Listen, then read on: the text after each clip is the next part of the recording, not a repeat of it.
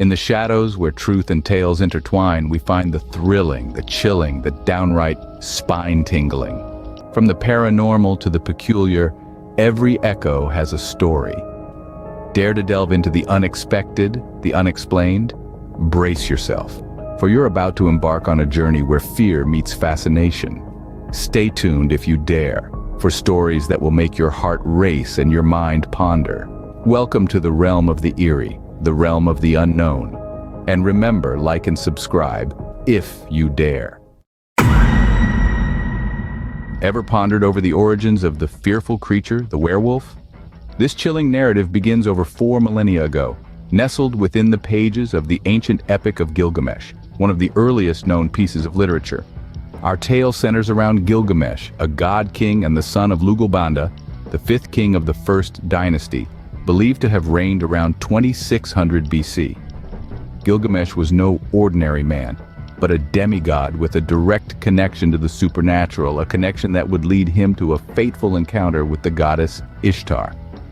Ishtar, the goddess of fertility, love, war, and sex, was well known for her capricious nature and her many lovers. One of these was a humble shepherd who had fallen deeply in love with her. He would leave bountiful offerings at a shrine on a mountainside, trying to win her favor. At first, the arrogant Ishtar played along, encouraging the shepherd's devotions. But as time passed, she grew bored with his repeated offerings and his unending affection. In a cruel twist of fate, Ishtar transformed the shepherd into a wolf, a creature despised and feared by his fellow men. His own hounds, not recognizing their master, tore him to pieces. Now, why is this shepherd's tale important to our story? Because it's the first written account of a man being transformed into a wolf. But the question remains, can he truly be considered a werewolf? After all, the term werewolf, as we know it, suggests a transformation that is reversible, a creature that is part man, part wolf, and not a man cursed to live out his days as a beast.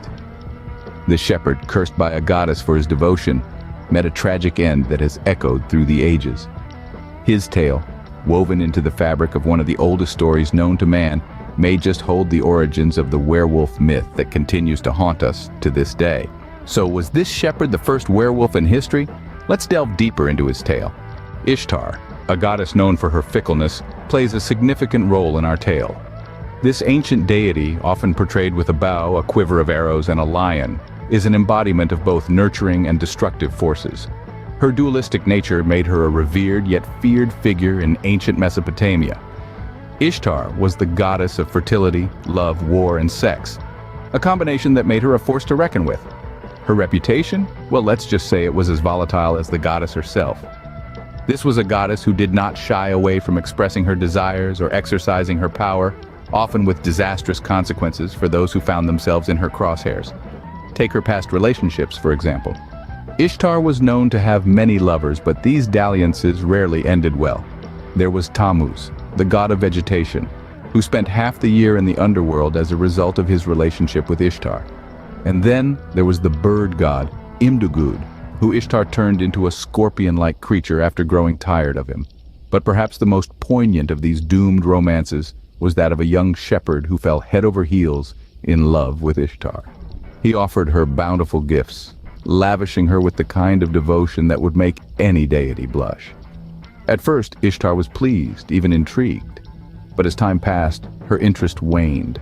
The shepherd's constant adoration, once a delight, now seemed tedious to the fickle goddess. And so, in a fit of boredom and perhaps a touch of malice, Ishtar did what she did best. She transformed the poor shepherd into a wolf, a tragic end for a man who had done nothing but adore her. His own hounds, unable to recognize their master in this new form, tore him to shreds. A chilling reminder of the capriciousness of the gods and the perils of unrequited love. The shepherd's love for Ishtar was his downfall, but how did this come to be? A humble shepherd, blinded by love and devotion, crosses paths with the volatile Ishtar. Our tale takes a chilling turn as we delve into the shepherd's story. A simple man of the fields, with a heart full of adoration for the goddess Ishtar, he was an embodiment of pure, unadulterated devotion.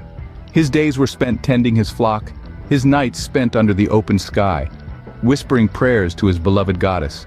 His offerings were not those of gold or jewels, but of his hard work and toil. He brought forth the finest wool from his flock, the freshest milk, and the most succulent mutton.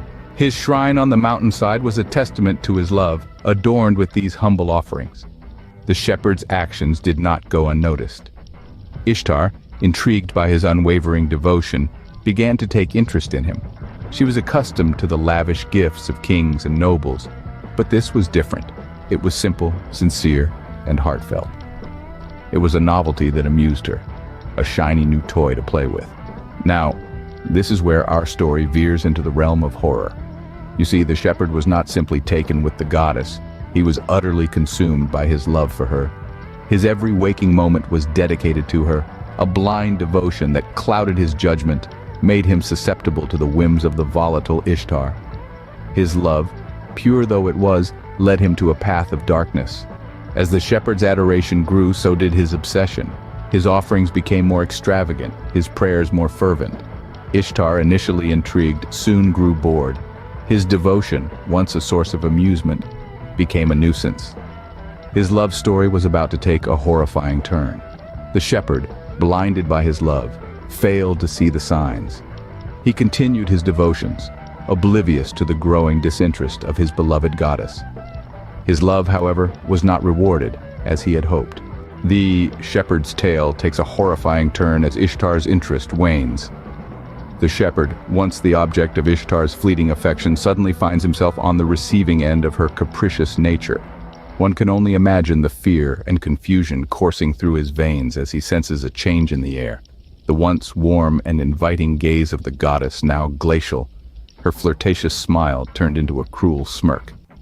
Unbeknownst to him, he was about to embark on a journey that would forever change his life and the annals of mythology. Ishtar, filled with boredom and annoyance, decided to transform the shepherd, the man who had offered her so much, into a creature of the night, a beast feared by many, a wolf. Imagine the shock that must have gripped the shepherd as his body began to change. His hands, once used to guide his flock, began to morph into paws. His skin, once smooth and warm, now covered in coarse fur. His face, once human, now a wolf's snout filled with sharp, menacing teeth. The horror of his transformation is made all the more terrifying by the fact it was not a gradual change, but rather a sudden and painful metamorphosis. He was trapped in a nightmare that was all too real. His heart pounding in his chest, his mind a whirlwind of terror and disbelief. The shepherd, now a wolf, must have felt a sense of betrayal. Ishtar, the goddess he had devoted himself to, had turned him into a monster. He was left alone, to wander the wilderness he once roamed as a man, now a beast. The ultimate horror came not from his transformation, but from the gruesome end that awaited him. Imagine the shock and despair as the shepherd, now a wolf, was set upon by his own hounds. The dogs he had raised and cared for turned against him in his hour of need. In a terrifying twist, the shepherd's own hounds tear him to pieces. The shepherd's tale ends in tragedy, but does it mark the birth of the werewolf legend? As we dive deeper into the murky waters of ancient folklore, we find ourselves questioning the shepherd's transformation. Was this the first werewolf, or just a man-turned-beast as punishment for his unrequited love? Modern werewolf myths often feature a full moon, a curse, or a bite from another werewolf as the catalyst for the transformation. Our shepherd, however, was transformed by a whimsical goddess out of sheer boredom. There was no full moon, no curse, and definitely no bite. Yet there are striking similarities between the shepherd story and the werewolf tales we've come to know. The transformation into a beast is the most obvious one. But there's more. In many werewolf stories, the man-turned-wolf retains no memory of his human life and often ends up hunted by those he once knew.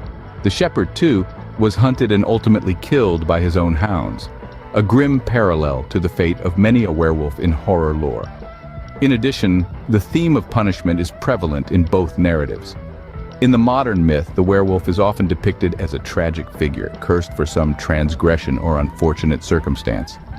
The shepherd's transformation can also be seen as a punishment, a divine retribution for his relentless and unreciprocated devotion. So was the shepherd the first werewolf? It's hard to say. His transformation was different from the ones we're familiar with, yet his story shares strikingly similar themes with the werewolf myths of today.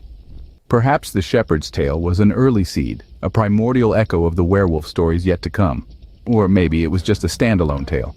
a stark warning of the dangers of unrequited love. The shepherd's unfortunate fate serves as a chilling reminder of the dangers of unrequited love and perhaps the birth of the werewolf legend. Have you ever heard the chilling story of Nisiros, a soldier who witnessed an unthinkable transformation? This tale begins with Nisiros, a man of courage and strength, journeying to a distant city. He was not alone, for by his side was a companion, an acquaintance whose true nature was as yet unknown to him. Their path, winding and long, led them through landscapes of mystery and silence. As the sun began to dip beneath the horizon, casting long shadows upon their path, they found themselves in the vicinity of an old, forgotten graveyard. An eerie silence hung in the air, interrupted only by the distant hoot of an owl or the rustling of dry leaves under their feet. It was here that they decided to pause, to rest their weary bodies before continuing their journey under the cold gaze of the moon. Little did Nisiros know the graveyard would be a stage for an event that would chill his bones. As the moonlight shone over the graveyard, Nisiros's companion committed an act both disrespectful and bizarre. A chilling silence fell over the scene, broken only by the man's wicked laughter echoing in the night. Each chuckle was filled with an eerie sense of delight, a twisted merriment that could only belong to one who had completely lost touch with reality, or was about to. His actions grew stranger as he began to create a circle around himself, not with chalk or salt, as one might expect in a tale such as this, but with urine, an act so brazen, so utterly revolting it would have been comical if not for the palpable dread that began to permeate the air. Then, with a suddenness that left Nisiros reeling, the man began to rip off his clothes, the fabric tearing as if it were paper. He stood there, stark naked under the pallid glow of the moon, his laughter now a distant memory replaced by an eerie stillness. And then, the unthinkable happened. In the blink of an eye, the man was no more. In his place stood a creature of nightmares, a wolf, its eyes glowing with an unholy light. The transformation was so swift, so complete, it left Nisiros questioning his own sanity. Could this truly be happening? Or was he lost in some macabre dream? The wolf raised its head, its eyes reflecting the ghostly moonlight, and let out a howl that echoed off the gravestones, a chilling testament to the unholy transformation that had just taken place. Then, with a speed that belied its size, it bolted into the night, leaving a stunned Nisiros in its wake. And just like that, Nisiros was left alone, watching the creature his companion had become howling and running toward the nearby town. He was left to grapple with the impossible, to question the very fabric of reality. A man, a friend, had become a beast before his very eyes. The night was no longer a blanket of tranquility, but a canvas for nightmares to unfold. Nisiros, trembling with fear, approached the discarded clothes of his companion, only to find another shock awaiting him. His heart pounded in his chest as he reached out, expecting to feel the soft fabric of his companion's attire. Instead, he was met with the cold, hard sensation of stone. The garments had transformed, much like the man who had worn them. This bizarre twist left Nisiros in even greater disbelief. Now, alone and terrified, Nisiros embarked on the remainder of his journey. His mind raced with 1,000 thoughts, each more horrifying than the last. His companion's transformation and the stone garments were a chilling testament to the supernatural powers at play. He gripped his sword tightly, ready to face whatever lay ahead. As he ventured towards the town, Nisiros was haunted by his own fears. Even the mundane seemed threatening. Every rustle of the leaves made him jump. Every shadow seemed to morph into nightmarish forms. He swung his sword wildly at these phantoms of his imagination, his heart pounding in his chest. His once steady hand was now shaky, and his brave soldier's heart was filled with dread. The journey seemed endless, but eventually the silhouette of the town came into view. A sense of relief washed over Nisiros, but it was quickly replaced with a renewed sense of fear. What had become of the town? Had the Wolfman wreaked havoc there as well? As he drew closer, he could hear the distant murmur of voices. He could see the flickering lights of homes, but the normalcy of the scene did nothing to calm his fears. He was a soldier after all, trained to expect the unexpected, to prepare for the worst. Finally, Nisiros reached the town, his heart pounding with dread and confusion. His journey had come to an end, but the real horror was just beginning. Unbeknownst to him, the tale of the Wolfman was far from over. It was a story that would haunt him and the town for many nights to come. The town held its own tale of terror, adding another layer to Nikiros' fear. As Nikiros entered the town, each heartbeat echoing his trepidation, he met a woman whose face was etched with the lines of a chilling story. Her tale began with the arrival of a horrifying wolf, a beast of nightmares, its eyes glowing with a wicked hunger. This wasn't a creature of the wild, but a monster that had taken a liking to the taste of domesticated life. The wolf had prowled through the town under the cloak of darkness, drawn by the scent of the farm animals. It had attacked with a savage ferocity, leaving behind a gruesome tableau of torn bodies and pools of blood. The town, once brimming with life, was now painted with the colors of death. The woman's voice trembled as she recounted the horror visited upon them, her eyes reflecting the nightmarish images. Yet the wolf's reign of terror was short-lived. A servant, braver than all, had faced the beast. Armed with nothing but a simple spear and the courage steeled by desperation, he had driven the weapon through the wolf's throat, silencing its howls forever. The town breathed a sigh of relief. Their nightmare was over, the terror extinguished by the servant's bravery. As the woman concluded her tale, Nikiros was left to grapple with a chilling realization. The horrifying wolf, the beast that had brought terror to the town, was none other than his companion. The man who had laughed wickedly, drawn a circle of urine around himself, and then transformed into a wolf, was the same beast that had met its end at the hands of a brave servant. Nikiros was left to ponder the terrifying truth. His companion, the wolf, was no more. His friend's clothes turned to stone were a grim reminder of his fate, a testament to the horror of the night. The town's tale of terror was now his own, a chilling narrative that would forever haunt his dreams. This ancient tale, as chilling as it is, holds deeper meanings within its narrative. As we delve into the depths of this story, we unveil layers of ancient customs, beliefs, and superstitions. The tale of Nikiros and his companion is far more than a simple horror story. One of the central themes is the supernatural punishment for urinating in a graveyard. In ancient Roman times, graveyards were sacred grounds, a place of respect and reverence. Any violation of this sanctity, such as relieving oneself, was seen as a grave insult to the spirits of the dead. This act of disrespect was believed to invoke a supernatural retribution. In the case of Nikiros' companion, his irreverence in the graveyard led to a grotesque transformation into a wolf, a beast often associated with savagery and darkness. This transformation itself is a form of retribution. Stripping off his clothes, the companion reveals his true, animalistic nature, a stark contrast to the civilized facade he wore as a man. His laughter, wicked and cruel, signifies his disregard for the sanctity of life, both human and animal. His circle of urine, a gesture of contempt, completes his transformation from man to beast.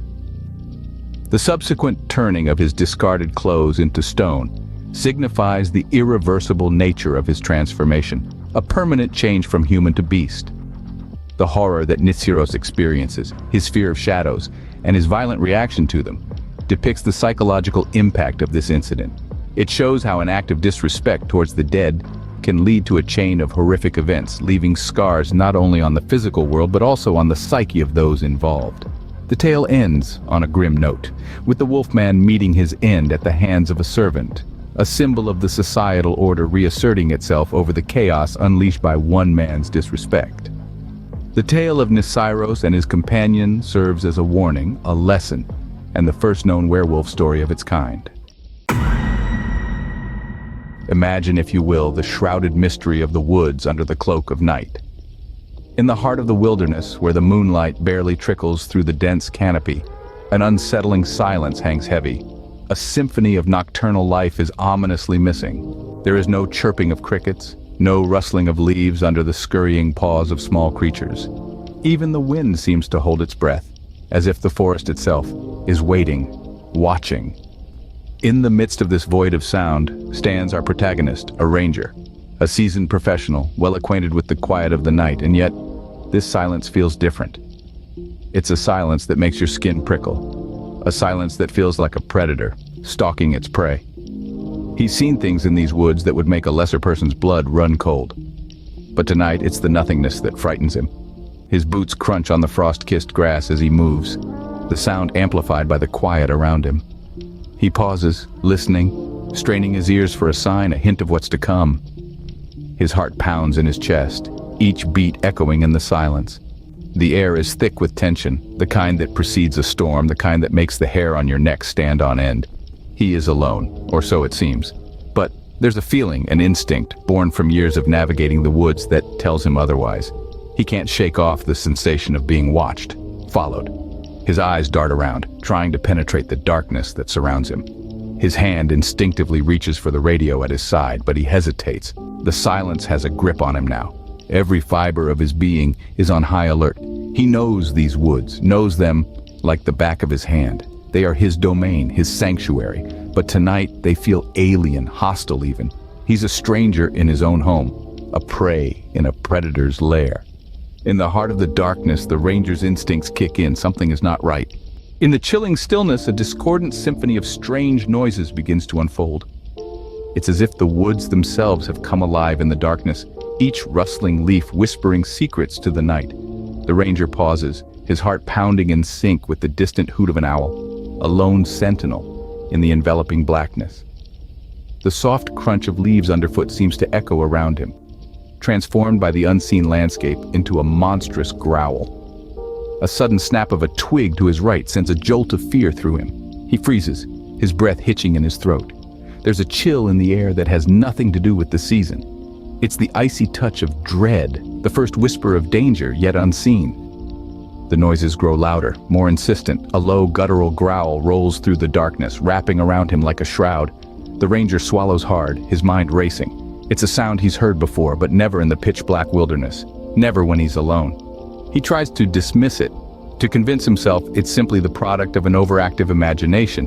But the noises persist, each one a chilling reminder of his vulnerability. The rustling leaves become a stalking predator. The snapping twigs, the footsteps of an unseen enemy. The growls grow louder, closer. They're not the distant echoes he first thought, but the menacing snarls of a creature lurking in the shadows. The ranger's breath comes in shallow gasps, his pulse pounding in his ears in a frantic rhythm that drowns out the whispers of the forest. His instincts scream at him to flee, to escape the unseen terror that stalks him in the darkness. But he's a ranger, a guardian of these woods. He forces himself to stand his ground, to confront the fear that gnaws at his courage. But as the growls grow closer, his resolve crumbles. The fear is no longer a whisper, but a deafening roar that drowns out all reason. His heart pounding, the ranger could no longer deny the undeniable. He was not alone. Suddenly, the ranger feels an unseen presence closing in. The hunt has begun. There's a palpable shift in the atmosphere, a change that sends a chill down his spine. The silence of the woods is shattered by the sound of something large, something heavy, moving fast through the underbrush. His heart pounds in his chest like a war drum, the rhythm of fear. He knows he's not alone anymore. He starts running, feet pounding against the forest floor, the sounds of pursuit echoing in his ears. The noise is a terrifying symphony. The snapping of twigs, the rustling of leaves, the heavy thud of whatever is chasing him. Each sound is a chilling reminder that he's the prey, that something is closing in on him with relentless determination. The ranger throws a look over his shoulder, but the darkness of the night is a veil, hiding his pursuer from sight. Yet he can feel it, its presence a looming shadow that sends shivers down his spine. He can hear it, the heavy breathing, the low growls, the thunderous footfalls. Whatever it is, it's big, it's fast, and it's right on his heels. His lungs burn with the effort. His heart feels as if it's about to burst out of his chest. But he can't stop. He can't slow down. Every instinct screams at him to keep running, to put as much distance as he can between himself and whatever is chasing him. Fear turns into terror, the kind of terror that freezes the blood in your veins, that makes your heart pound so hard it feels like it might burst. He's trapped in a nightmare, running for his life in the darkness, chased by an unseen predator. But then, up ahead, he sees it, a cave, a chance for safety, a place to hide. With the last of his strength, he makes a desperate dash for it. The cave is his only chance, his only hope. He rushes inside, the darkness swallowing him whole. In a desperate bid for survival, he takes refuge in a nearby cave. As he catches his breath in the darkness of the cave, the ranger realizes the horrifying truth. A shiver of dread courses through his veins as the pieces of this terrifying puzzle fall into place. In the hushed stillness of the cave, he becomes acutely aware of the distinct absence of the creature that had been relentlessly pursuing him. It's then that the realization hits him like a cold wave. He's not simply hidden from the predator, he's wandered straight into the belly of the beast, the predator's lair. His heart hammers against his chest with a primal fear as he absorbs the implications. The chase, the fear, the adrenaline. It had all been part of a sinister game. Every snarl, every rustle in the underbrush, every snap of a twig under a heavy paw. They were not just the sounds of pursuit, but the calculated maneuvers of a predator herding its prey. The beast had been directing him here, to this cave, all along. He barely has time to process this chilling revelation when a low growl rumbles through the darkness. The growl morphs into a deep, guttural howl that reverberates off the cave walls, echoing in the hollow spaces and chilling his blood. The predator reveals itself. The werewolf, a monstrous creature of nightmares. Its eyes glow an eerie yellow in the dim light. Its fur bristles with a primal ferocity, and its snarling mouth reveals rows of gleaming, razor-sharp teeth. The sight is paralyzing, a stark reminder of the harsh reality of nature, the brutal, unyielding law of the predator and the prey. As the werewolf steps into the light, the ranger's heart skips a beat. The monstrous creature is not alone. His blood turns to ice as he hears the chilling sounds of young werewolves behind him. The lair isn't just home to a single beast, it's a den, a family of predators. And he, the ranger, is their prey. The ranger's blood turns to ice as he hears the chilling sounds of young werewolves behind him. The ranger turns around, his eyes meeting the gleaming eyes of the young werewolves. The cold, calculating gaze of the predator's offspring sends a shiver down his spine, a chilling crescendo to the symphony of fear that's been his reality for these past few moments. The shadows of the cave dance upon their fur, giving them an almost spectral appearance. The ranger's breaths grow shallow, quick, matching the erratic beat of his heart. He can feel the weight of his impending doom hanging heavy in the cool, damp cave air. His hand inches towards his belt, fingers brushing against the cold comfort of his trusty knife. But he knows deep down that it's futile. The odds are stacked against him, a lone man against a pack of nature's most ruthless predators. The hopelessness of the situation seeps into his bones, chilling him more than the autumn wind ever could. The silence of the cave is shattered as the youngest of the pack lunges forward, a low growl echoing off the cave walls. The tension peaks, a palpable force that seems to vibrate in the air around them. The ranger's heart pounds in his chest, a wild drum echoing the primal fear coursing through his veins. He braces himself for the impending attack, every muscle in his body coiled tight, ready to fight, to survive. But the onslaught comes too swiftly, too brutally. The young werewolves are upon him, their growls and snarls filling the cave with a terrifying cacophony. The ranger fights, his screams of defiance swallowed by the chorus of the wild. Each snarl, each growl, each snap of jaws is a stark reminder of the ranger's plight. But the fight is short-lived. The outcome predestined. The ranger's strength wanes, his struggle against the inevitable weakening, and then silence. The only sound left is the harsh panting of the young werewolves, their eyes still gleaming in the dark, victorious. The woods echo with the ranger's faint screams, a chilling reminder of the untamed horror lurking in the darkness. Imagine a forest, not just any forest, but a forest shrouded in a veil of mystery and dread. This is the Enchanted Forest, a place where the trees, ancient and gnarled, seem to speak in hushed whispers, where the wind carries tales of caution, and where the very air you breathe seems to shudder with an uncanny chill. This is not a place for the faint of heart. The forest, with its thick, sprawling canopy and shadows that stretch like long, grasping fingers, is a world of its own. It's a world where the sun rarely dares to peek, and where the moon, pale and watchful, casts an ominous glow upon the woodland floor. The silence here is not peaceful. It's a silence that clings, that creeps, that makes you feel as if you're being watched by unseen eyes. It's a silence that's broken only by the distant hooting of an owl, or the rustle of leaves as something unseen stirs in the undergrowth. Among the locals, the forest is not just a place. It's a character, a living, breathing entity with a will and a spirit of its own. They speak of it in hushed tones, trading tales of those who ventured too deep and were never seen again. And yet, despite the warnings, despite the chilling tales, there were those who dared to venture into the heart of the forest. Among them, a young couple, adventurous and in love. They planned a romantic camping trip, a chance to escape the hustle and bustle of the city and lose themselves in the beauty of nature. With hearts full of excitement and a car packed with camping gear, they set off, eager to make memories that would last a lifetime. But the forest watched. It waited. For beneath its beautiful facade, it hid secrets darker than the deepest shadows, secrets it guarded fiercely. As the couple ventured deeper into its embrace, they were oblivious to the eyes that watched them, to the danger that lurked in the shadows. Unbeknownst to them, they would soon become part of the forest's mystery. The couple arrived, their spirits high, their hearts filled with love and adventure. With the rustling leaves as their orchestra and the chirping birds as their choir, they set up their camp under the watchful eyes of the ancient trees. The canvas tent, a symbol of their temporary home, was pitched with joyous laughter and shared glances. The air was thick with the scent of pine and the promise of cherished memories. Yet, as the afternoon waned, subtle changes began to creep in. The once vibrant forest seemed to lose its warmth, the temperature taking an unexpected plunge. An unsettling silence fell, the birdsong replaced by an eerie quietness. The woods, once a haven of beauty and tranquility, now seemed to hold their breath in anticipation.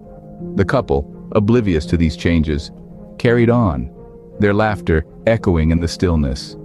But as the sun disappeared, the forest seemed to come alive with an unspeakable terror. The night was dark, the air was cold, and the forest was alive with sounds that did not belong. It was a symphony of the strange and unexplained, a soundscape that chilled the bones and pricked the senses. A sudden rustling of leaves erupted from the dense thicket nearby. It was not the gentle whisper of a passing breeze, but an ominous, disruptive sound that shattered the silence like fragile glass. It was a sound that spoke of a presence, an entity that was not merely passing through, but stalking, watching. Then came the low growl, a guttural, primal sound that seemed to echo from the very bowels of the earth. It was a sound that transcended language, a sound that spoke directly to the most ancient and primal part of the human psyche. It was a sound that said, quite simply, predator. In the darkness, two eyes glowed like twin moons, casting an eerie luminescence that painted the surrounding trees in shades of ghostly silver. They were not just eyes. They were gateways to a world of savage hunger and untamed power. The couple stood frozen, their hearts pounding like tribal drums in the silent night. Fear, that most basic and primal of emotions, held them in its icy grip. It was not just the fear of the unknown, but the fear of the known. The realization of what those eyes, that growl, represented. The werewolf was no longer a story told around a campfire to elicit shivers of delight and terror. It was real. It was standing right before them, a testament to the untamed wilderness of the forest and the primal terror of the night. In the face of such terror, their love and courage would be put to the ultimate test. It was a test not just of their physical strength and survival instincts, but of their emotional bond and the strength of their love for each other. Fear gripped them as they ran, the monstrous howls echoing in the darkness behind them. Each pounding heartbeat seemed to match the rhythm of their frantic footsteps, a morbid symphony of survival. The woods, once a haven of tranquility, had transformed into an arena of terror, and they were the unwilling participants. Their breaths came in ragged gasps, the cold air biting at their lungs. The once serene forest was now a labyrinth of shadows, each tree a possible harbinger of their doom. The couple ran, their minds a whirl of panic and fear, their bodies screaming for respite. But there was none to be found. Behind them, the werewolf pursued relentlessly. Its howls were a terrifying serenade that echoed through the night, a chilling reminder of the deathly pursuit. Its eyes glowed with a ferocious intensity, its hunger palpable. The beast was relentless, its pace unwavering, its determination chilling. The couple's desperate attempts to escape were fueled by sheer terror. They stumbled over roots, their bodies bruised and battered, but they didn't dare slow down. Each rustle of leaves, each snap of a twig amplified their fear, driving them forward. The eerie glow of the moon only served to cast monstrous shadows that danced around them, heightening their terror. Their hearts pounded in their chests, the adrenaline coursing through their veins, providing a temporary reprieve from the exhaustion. They had to keep going, had to keep running. Their survival depended on it. Every instinct told them to run, to escape the grotesque nightmare that was all too real. In the distance, they could see the soft glow of their campfire, a beacon of hope amidst the darkness. But the howls grew louder, the beast was closing in. Time seemed to slow down, each passing second an eternity. They ran, knowing not where they were headed, only that they had to escape the beast. The forest swallowed their desperate cries, the chilling howls a haunting echo that lingered long after they had vanished into the inky darkness. When dawn broke, the forest was silent once more, the couple nowhere to be found. The pallid light of the early morning sun spilled through the towering trees, casting long shadows that danced eerily with every rustle of the leaves. The rangers arrived, their boots crunching on the carpet of fallen leaves, their breaths misting the autumn air. They were seasoned men and women, accustomed to the unpredictability of the wilderness, yet the sight that greeted them at the campsite was one that would etch itself into their memories. The couple's camping gear lay scattered like the remnants of a ghostly banquet. The tent, once a sanctuary of love, was now a canvas of terror, ripped and shredded, a silent testament to the night's horrifying events. The fire pit was cold, the ashes whispering tales of a romantic evening that had turned into a nightmare. The rangers began their search, their hearts heavy with foreboding. They combed through the dense undergrowth, their voices echoing through the forest, calling out the couple's names. But the forest, like a cryptic sphinx, held its secrets close. The silence was unnerving. It was as if the forest was holding its breath, its creatures hushed. The wind itself seemed to have ceased its whispering. Even the babbling brook nearby had reduced to a mere trickle, as if mourning the loss of two souls. Days turned into weeks, weeks into months. Seasons changed, the leaves fell, the snow came, and then the buds of spring. The rangers, the couple's families, the local townsfolk, they all waited for answers that never came. The forest remained silent, its eerie tranquility undisturbed. The investigation was eventually called off. The couple's pictures faded on the missing person posters, their names slowly forgotten. Yet the rangers who had searched for them, the families who had wept for them, they knew that the forest had claimed them. The wilderness, in its primal and savage beauty, had swallowed them whole. The couple was never seen again, their fate forever lost in the depths of the forest. The forest remains, its secrets untold, its mystery deepening with each passing day. The couple's vanishing is an enigma that chills the bones of the locals, fostering a fear that lingers like a dense fog. Whispers of the couple's fate echo through the town, fueling a curiosity that is as terrifying as it is compelling. The questions remain unanswered, the pieces of the puzzle lost in the vast, unyielding wilderness. The absence of the couple has become a void filled with theories, speculations, and the enduring legend of the werewolf. The tale of their encounter with the beast has become a chilling bedtime story, a cautionary tale whispered around flickering campfires. The forest, with its towering trees and whispered winds, stands as a silent sentinel over the mystery. It guards its secrets well, its shadows filled with the unknown. And so, the forest waits, its eerie silence a haunting invitation to those daring enough to uncover its secrets.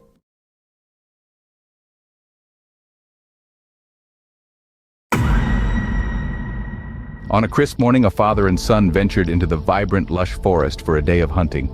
The woods teemed with life, a symphony of nature's hums and chirps, rustles and roars. The air was fresh, filled with the scent of damp earth and the faint, sweet whiff of blooming flowers. The father, a seasoned hunter, and his son, on the brink of manhood, moved stealthily through the undergrowth, their eyes scanning the verdant surroundings for a sign of their quarry. The father's strong voice broke through the forest sounds, coaching his son, passing down years of wisdom and experience. The son listened intently, his eyes bright with excitement and anticipation, his heart pounding with the thrill of the adventure. Their laughter echoed through the trees, a testament to their bond, the shared joy of this father-son ritual. The son, eager to prove his mettle, held his weapon with a mix of nervousness and determination. The father, watching his son's growing confidence, felt a surge of pride. This was a rite of passage, a moment that would forge a deeper bond between them. As the day wore on, they continued their journey deeper into the woodlands, their footsteps muffled by the thick carpet of leaves. The sun played hide and seek among the towering trees, casting long, dancing shadows that seemed to come alive with every rustle of the wind. The forest, once a haven of tranquility, began to stir with the whispers of the unseen. Suddenly, the sun spots a figure moving in the distance. His heart leaps. He turns to his father, his eyes wide with excitement. The father nods, a silent encouragement. The son takes a deep breath, steadies his shaking hands, and lifts his weapon. His father's words echo in his mind, guiding him. He takes aim, the figure in his crosshairs. The forest holds its breath. In the hush of the moment, the son squeezes the trigger. The shot rings out, echoing through the forest. "I think I got it," the son exclaims, his voice filled with triumph and exhilaration. His father claps him on the back, a proud smile on his face. The normal day in the woods suddenly is not so normal anymore. The father and son, hopeful of a successful hunt, approach the spot where the son took his shot only to find traces of blood. Their hearts sink as their eyes scan the greenery, finding no trophy to claim. The son's first kill, his rite of passage into manhood, is but a smear of crimson on the forest floor. Disappointment hangs heavy in the air. But the father, ever the teacher, sees an opportunity. He begins to track the wounded creature, his son following in his footsteps. They delve deeper into the woods, the underbrush growing denser with each step. The father's eyes are sharp, his senses tuned to the subtle signs of the forest. Yet, in their pursuit, they lose sight of their own trail. The path they had carved in the vibrant, animal-filled forest disappears, swallowed by the green abyss. Their laughter and bonding are replaced by a growing sense of unease. They are lost. With the sun setting, the father makes a decision. They will have to camp for the night to find their way back at the first light of dawn.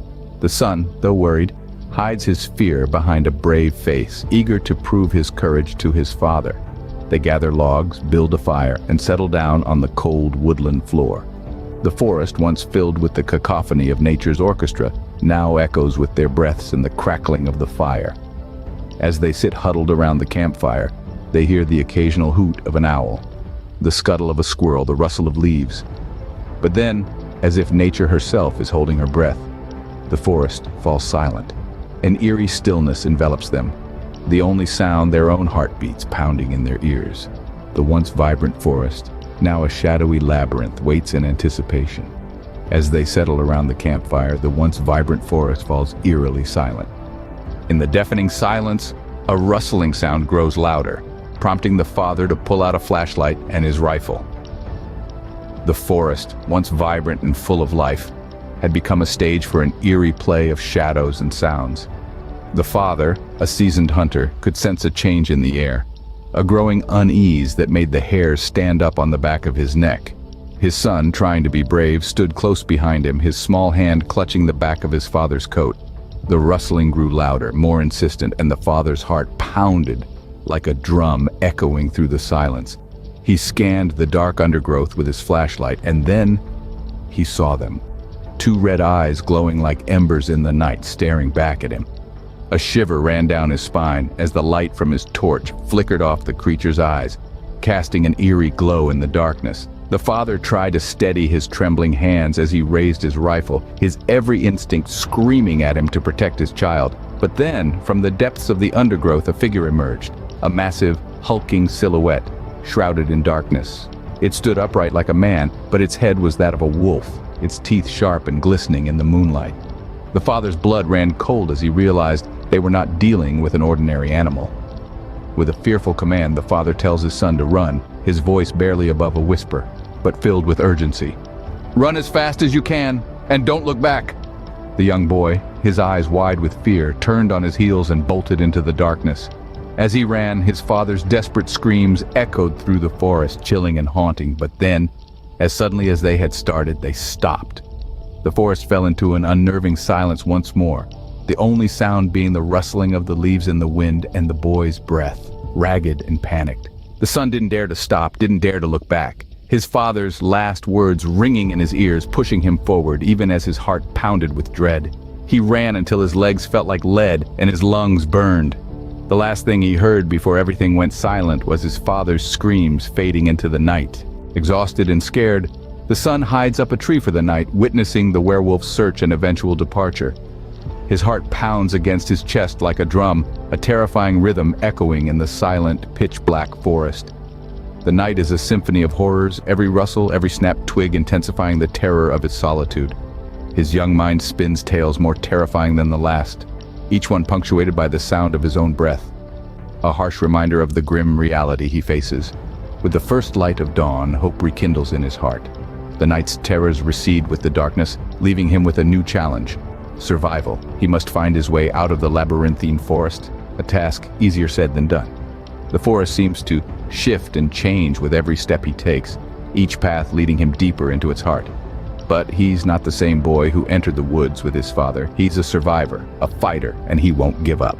Summoning every ounce of courage, he pushes through the undergrowth, his senses hyper-aware of every sound, every movement.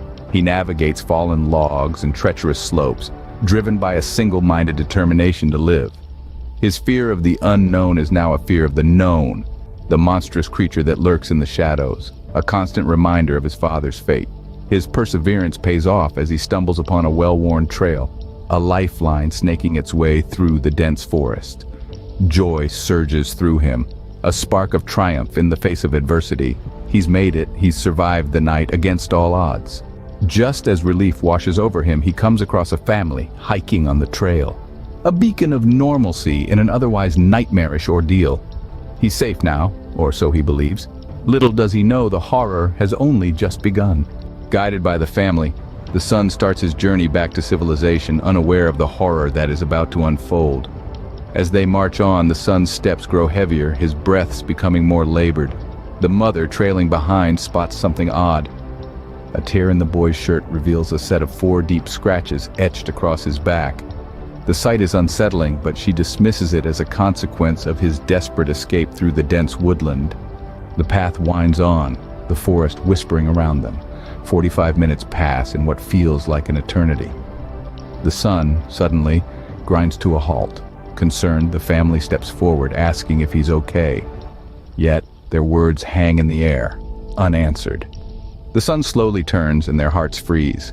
His eyes, once full of fear and innocence, now glow with a chilling blood-red hue. His teeth, now unnaturally pronounced, gleam in the dappled sunlight. A guttural growl rumbles deep within his chest. His gaze never wavering from the family. The air grows thick with terror as the son lunges at them, an animalistic snarl tearing from his throat. In the ensuing chaos, the family stumbles back, their screams swallowed by the dense forest. The son, or whatever he has become, is a blur of movement, a terrifying force of nature. The family's desperate pleas for mercy echo through the trees, a haunting melody to the son's transformation. Then, as abruptly as it started, it ends. The forest falls silent, the family and the son, nowhere to be seen. The unsettling silence stretches on, filling the air with a palpable sense of dread. The once vibrant forest now stands as a grim monument to the horror that unfolded within its depths. Have you ever heard a tale so chilling it makes your blood run cold? A tale that begins not with a once upon a time, but in a time that was. A time when the moon was full and the woods were a symphony of strange and eerie sounds. Amidst this symphony, a group of native warriors found themselves in a situation that would send shivers down the spine of the bravest souls. These were not ordinary warriors. They were men of courage, men of strength, men who had faced the fiercest predators and emerged victorious. But what they found in these woods was something they had never encountered before, something monstrous, something that tore apart the largest animals with terrifying ease. The woods were strewn with carcasses, ripped apart with a ferocity that was alien to them. The warriors began to sense a presence, an entity, a beast unlike anything they had ever known. It was a predator, yes, but not one they recognized. It was something large, something powerful, something savage. It was a beast that hunted not for survival, but seemingly for the sheer joy of the kill. The warriors, despite their unease, pressed on. They were driven not just by duty, but by a burning desire to protect their tribe, their people, their home. They knew they had to find this beast, this monster that was ravaging their land. And so, they ventured deeper into the woods, their hearts pounding, their senses alert. Every rustle of the leaves, every snap of a twig, every shadow that moved, it all added to the mounting tension, yet they pushed forward, their resolve unbroken, their spirits undeterred.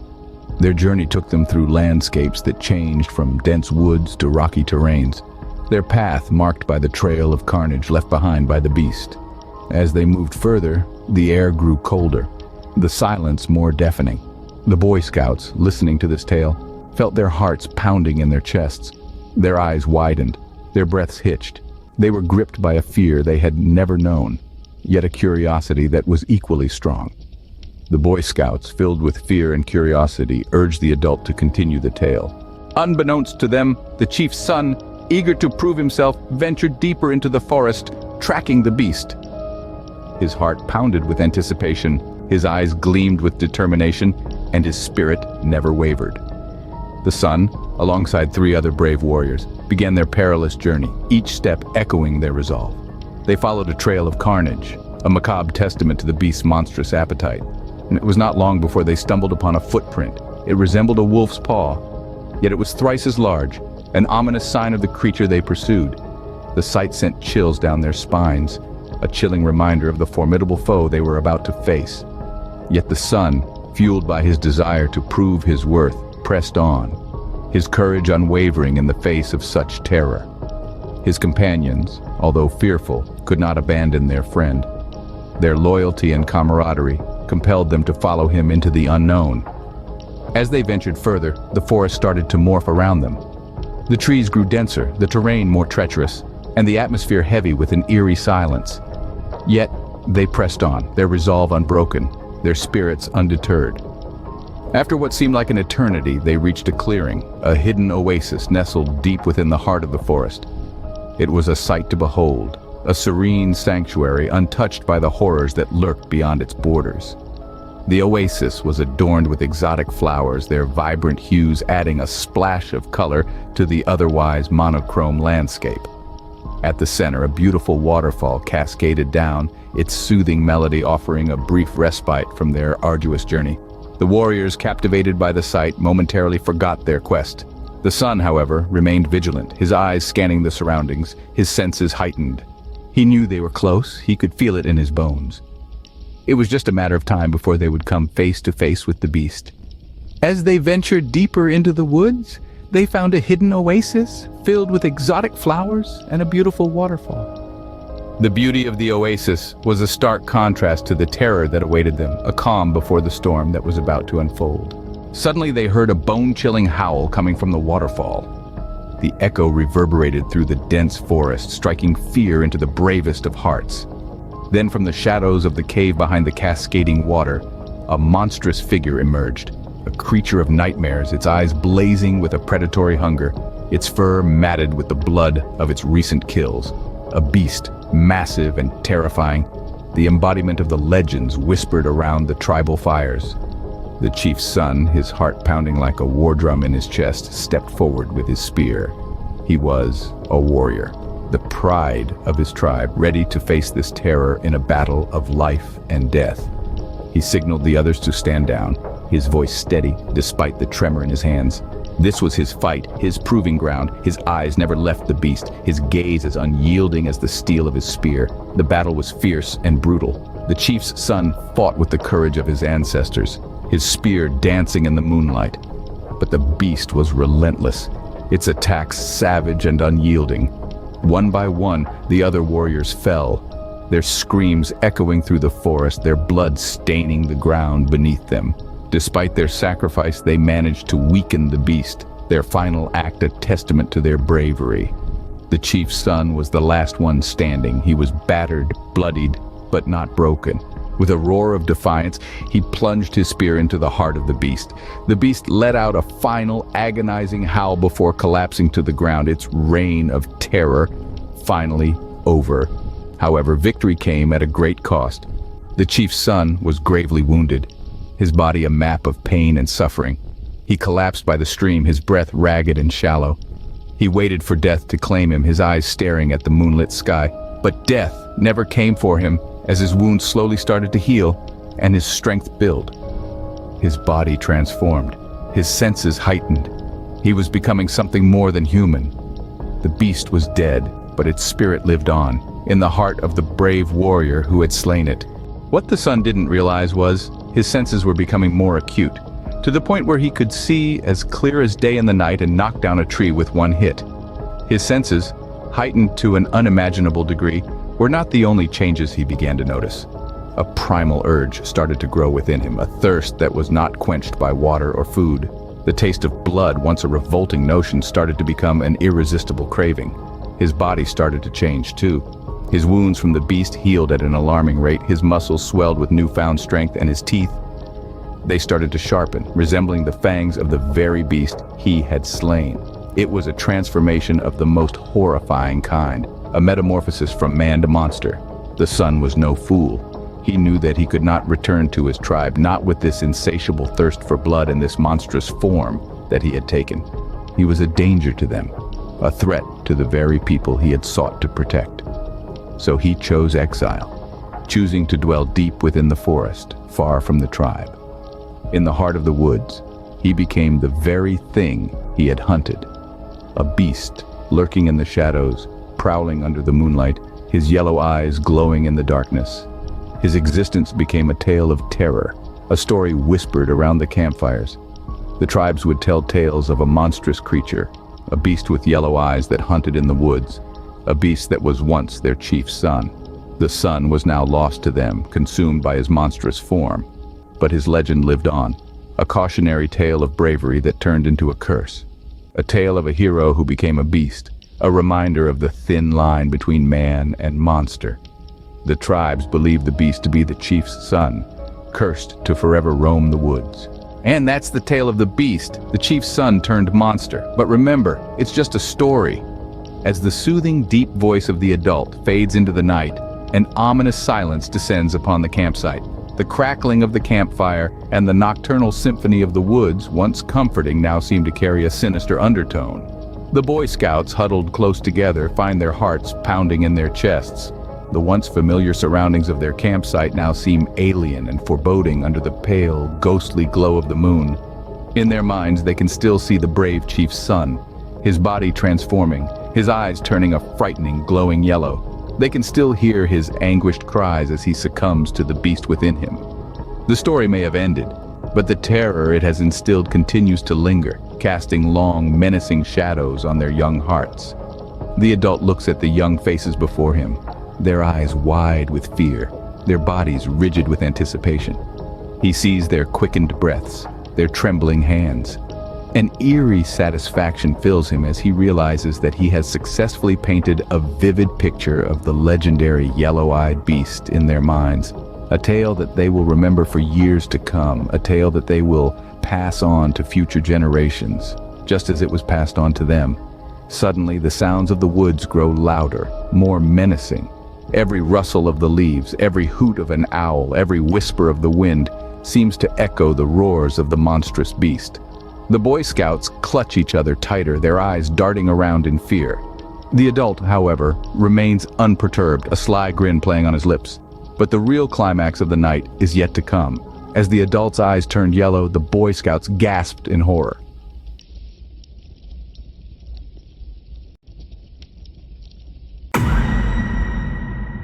Imagine a family lighthearted and joyous, stepping into the dense, lush forest for a day of adventure. The air is thick with the scent of pine. The sun paints dappled patterns on the forest floor, and the symphony of nature plays in the background. Parents share tender moments, their laughter blending with the chirping of birds overhead. The children, consumed by a world of make-believe, embark on a game of hide-and-seek, their giggles echoing off the tree trunks. The forest, once a backdrop for their innocent play, suddenly morphs into a maze of shadows and secrets. The youngest, a sprightly boy with a mischievous glint in his eye, vanishes, swallowed by the green abyss. His siblings search in vain, their calls for him only returned by the rustling of leaves. His laughter, once echoing through the trees, was abruptly silenced. The family's joy turned to panic as they realized the boy was nowhere to be found. The once vibrant and lush forest now echoed with their desperate cries, the laughter and bonding of moments ago, a distant memory. The game of hide-and-seek had taken a horrifying turn. The youngest child, a boy, had vanished without a trace. The family scoured the area, hope dwindling with each passing moment. The father's eyes darted from one area of the forest to another, his heart pounding in his chest. The mother, clutching the hand of their daughter, made a decision. She would seek help, while the father continued the search. As the mother and daughter hurried towards the nearest ranger station, the father stumbled upon a chilling discovery. His son's shoe splattered with blood. His heart sank, dread seeping into his veins. He called out, his voice choked with fear and frustration. The forest swallowed his cries, offering nothing in return. Then, from the silence, a muffled scream. The father's heart lurched. It was faint, barely discernible, but it was there. A child's cry fading away into the distance. Fear gave way to determination. He had to find his son. He sprinted towards the sound, branches whipping at his face, leaves crunching underfoot. The mother, meanwhile, had reached the ranger station. Her words tumbled out in a rush. "My little boy is missing. We can't find him. Please help."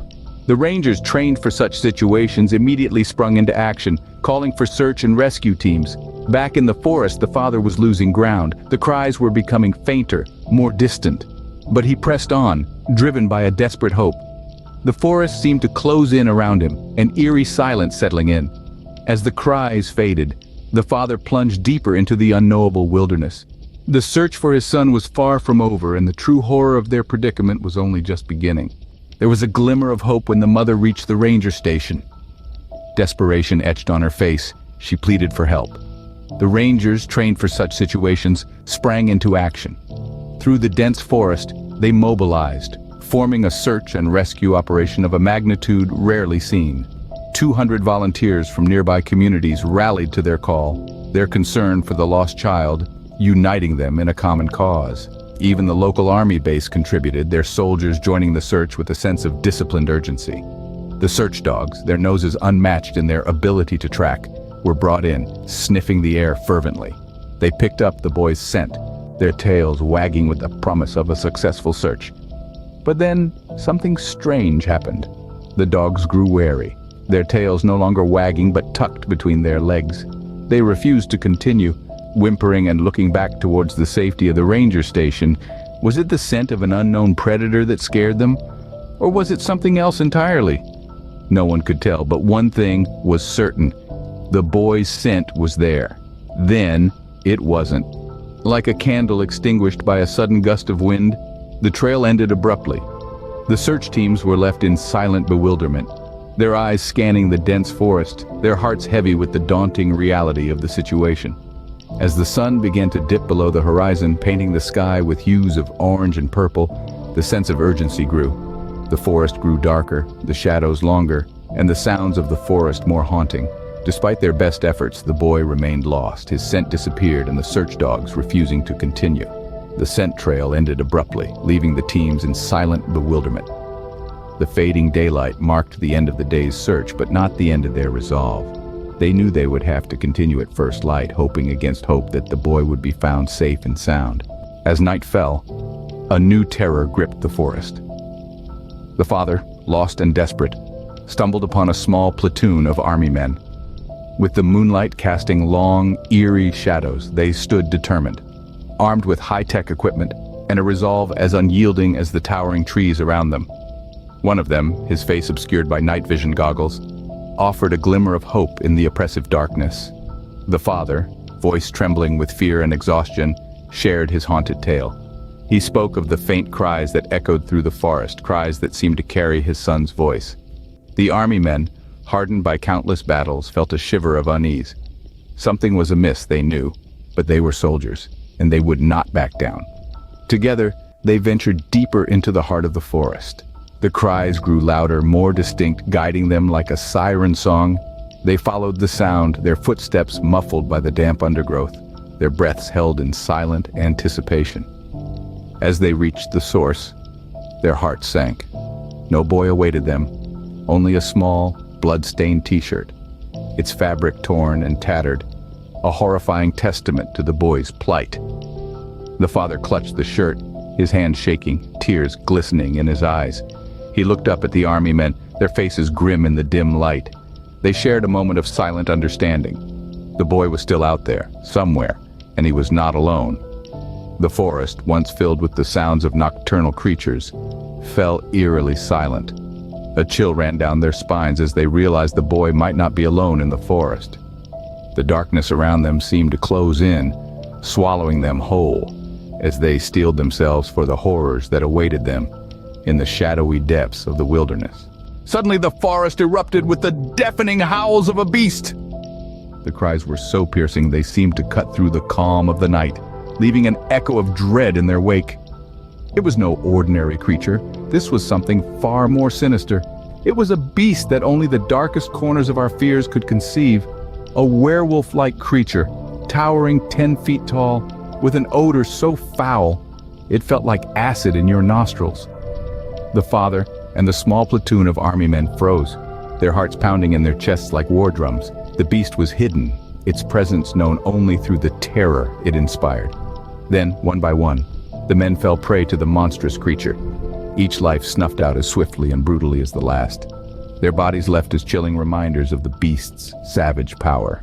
The father, driven by desperate hope, pressed on. He moved through the darkness with a singular purpose, the cries of his son pulling him forward like a lifeline. But the beast was relentless. It hunted with a ruthless efficiency, leaving the father as the last man standing. His fear was drowned out by his desperation. He had to reach his son. He had to save him. But the beast, seeing this as a threat, lashed out. The father felt a crushing blow, a pain so intense it was almost surreal. His body crumpled to the ground, the echoes of his bones breaking, reverberating through the silent forest. His last sight was his son, sitting unharmed among the monsters, feeding on the fresh meat. The image was as horrifying as it was heartbreaking. His innocent child, sitting among the creatures of nightmares, partaking in their gruesome feast. The father's last breath was a silent plea for his son's safety, his last thought a prayer for the boy's soul. When dawn broke, there was no trace of the boy, his father, or the army men. The forest, once filled with the frantic energy of a search and rescue mission, had returned to its deceptive calm. The search teams combed the area with a fine-toothed comb, their efforts echoed by the mournful howls of their canine companions. But their search was in vain, yielding no answers, only more questions. The forest, with its lush green canopy and vibrant animal life, seemed to mock their efforts, hiding its secrets beneath a cloak of tranquility. The boy's shoe, the father's desperate cries, the blood-stained t-shirt, all had disappeared as if swallowed by the forest itself. The search and rescue teams, despite their best efforts and the assistance of over 200 volunteers, were left empty-handed. The boy's fate remains a mystery, leaving us with a chilling question. What happened to the boy?